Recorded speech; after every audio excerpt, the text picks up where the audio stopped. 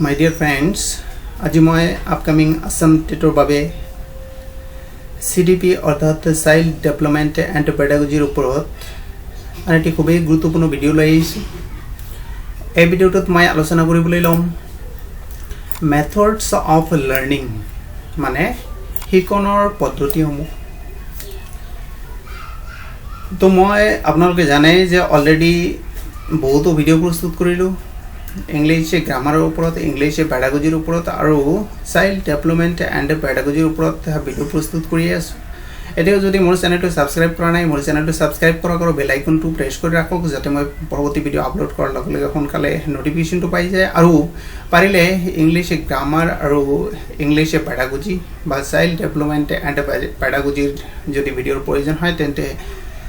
এই ভিডিওৰ ডেসক্ৰিপশনত মোৰ প্লেলিষ্টৰ লিংক পাব, নাইবা ইউটিউবত গৈ ৰয় ইংলিশ লাৰ্নিং একাডেমি সাৰ্চ কৰি প্লেলিষ্টত গৈ আপোনাৰ প্ৰয়োজনীয় ভিডিওবোৰ চাব পাৰিব। তো বলা আমি পলম নকৰি আৰম্ভ কৰোঁ আজিৰ ভিডিওটো। ইয়াৰ উপৰিও মই ইংলিশ গ্ৰামাৰ আৰু ইংলিশ ক্লাছ 10 আৰু 12ৰ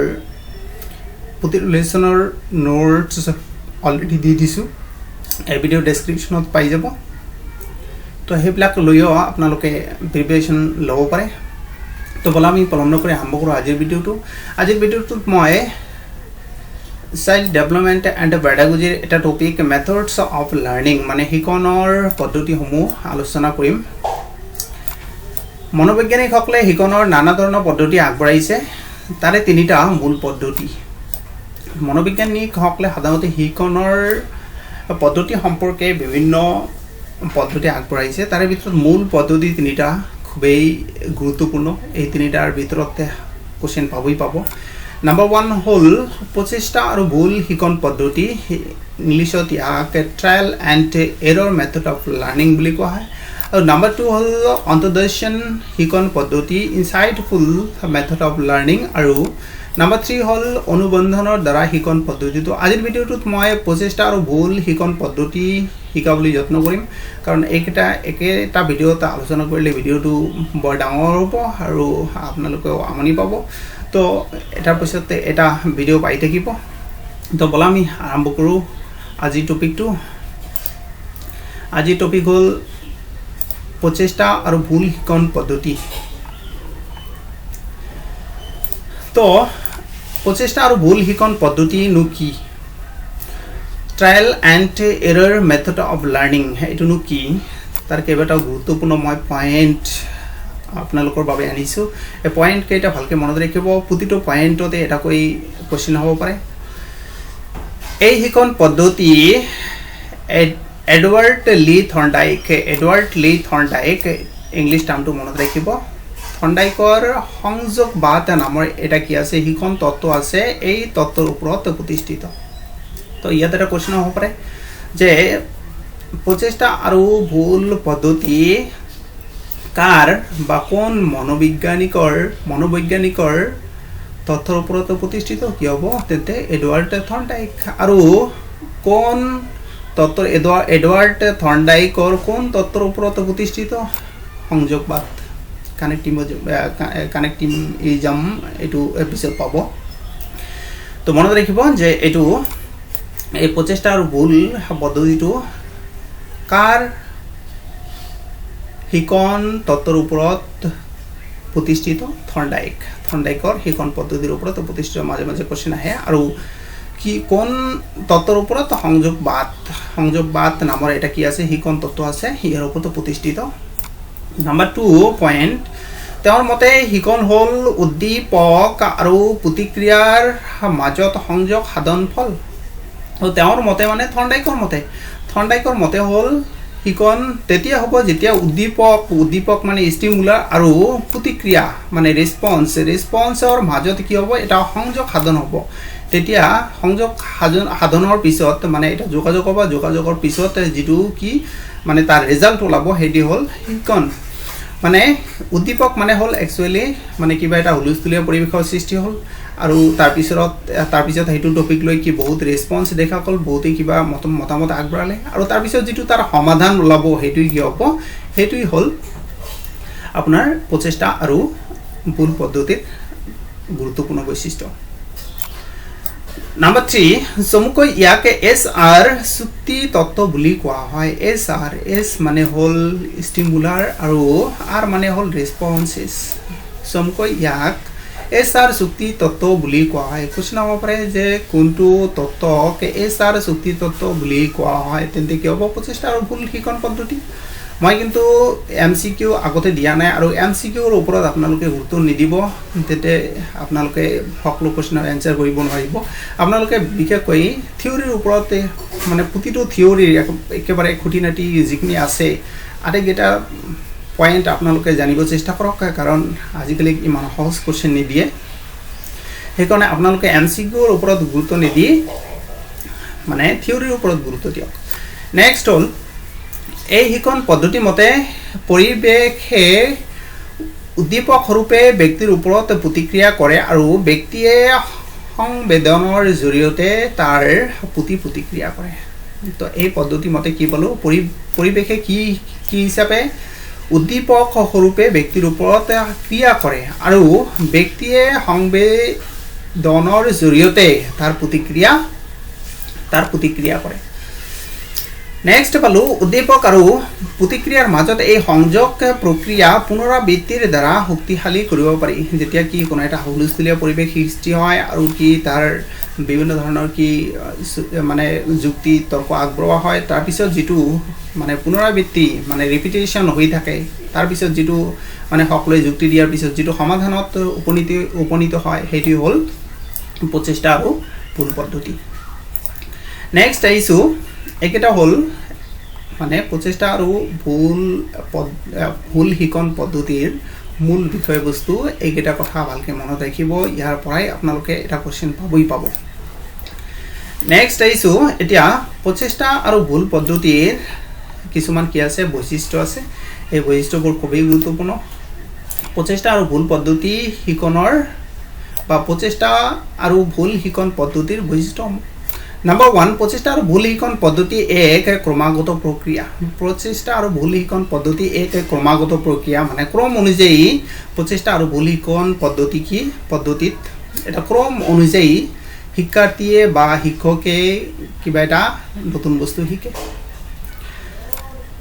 Number 2 এই শিকন পদ্ধতিৰ মূল হৈছে পুনৰাবৃত্তি ইয়াতে কি কৰা হয় কোনো এটা বস্তু লৈ বাৰে বাৰে কি কৰা হয় ৰিপিট কৰা হয় বা বাৰে বাৰে কি কৰা হয় পৰ্যালোচনা কৰা হয় পৰ্যবেক্ষণ কৰা হয় কৰাৰ পিছত এটা কি মানে সমাধানত উপনীত হয় নেক্সট আইছো প্ৰাৰম্ভিক অৱস্থাত ভুলৰ সংখ্যা আৰু সময়ৰ পৰিমাণ অধিক হোৱা দেখা যায় পৰৱৰ্তী প্ৰচেষ্টাত এইবোৰ নিম্নগামী হয় তো যেতিয়া কি কোনো এটা বস্তু লৈ কি কৰা হয় কোনো এটা সমস্যা লৈ সমাধান আগবঢ়োৱা হয় বা কোনো এটা কাম কৰিবলৈ চেষ্টা কৰা হয় তেতিয়া কি প্ৰথম অৱস্থাত বহুত ভুল দেখা যায় আৰু কি তাৰ সময়ও সেই কামটো কৰিবলৈ বহুত লাগে কিন্তু পৰৱৰ্তী সময়ত দেখা যাব যেতিয়া কি অভিজ্ঞতা হ'ব কামটো কৰা কেনেকৈ কৰিব লাগে তাৰ অভিজ্ঞতা যেতিয়া হ'ব তেতিয়া কি অতি সহজে আৰু কম সময়তে কৰিব পৰা যায় নেক্সট হল এই শিকন পদ্ধতিতে শুদ্ধ প্ৰচেষ্টাৰ উদ্দেশ্যে ভুল প্ৰচেষ্টা ত্যাগ কৰা হয় এই পদ্ধতিত শুদ্ধ প্ৰচেষ্টাৰ উদ্দেশ্যে এই পদ্ধতিত কি কৰা হয় মানে কোনো এটা টপিক লৈ আলোচনা কৰা হয় আৰু বহু আলোচনা বিলোচনাৰ পিছত মানে যিবোৰ কি মানে ভুল প্ৰচেষ্টা সেইবোৰ কি কৰা হয় ত্যাগ কৰা হয় আৰু শুদ্ধবোৰ কি কৰা হয় বাছি লোৱা হয় নেক্সট হল এই শিকন পদ্ধতিক অন্ধ যান্ত্ৰিক শিকন পদ্ধতি বোলা হয় এইটো মনত ৰাখিব যে কোনটো পদ্ধতিক অন্ধ যান্ত্ৰিক শিকন পদ্ধতি বুলি জনা যায় নেক্সট আইছো এই শিকন পদ্ধতিৰ যোগেদি মানুহ আৰু জন্তুৰ উভয়ে শিকে